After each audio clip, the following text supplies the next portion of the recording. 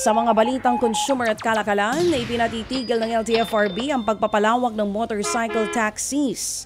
Nakatakda na kasing matapos sa Mayo ang pilot study nito. Sa ngayon maglalatag na raw ang LTFRB ng rekomendasyon sa Kamara matapos suriin ang resulta ng pilot study.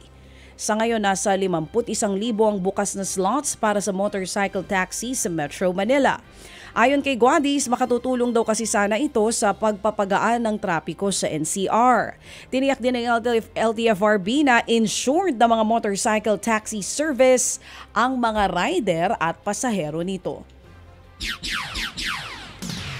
Nakakuha ang Pilipinas ng dagdag na pondo para sa 2 proyektong infrastruktura.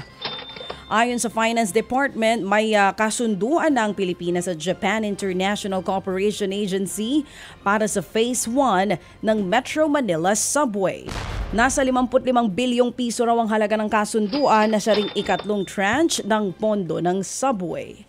Sa JICA rin daw manggagaling ang pondo para sa unang phase ng Dalton Pass East Alignment Road Project. Ang kasunduan para dyan nasa 37 bilyong piso. Inaasahang makatutulong ang mga proyektong ito para makamit ng Pilipinas ang upper middle income country status sa taong 2025.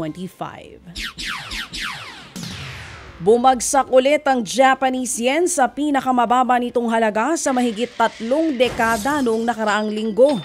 Lumaylay nga po sa 151.975 ang Japanese yen kontra dolyar noong Miyerkules. Yan ang pinakamahinang level sa loob ng 34 na taon.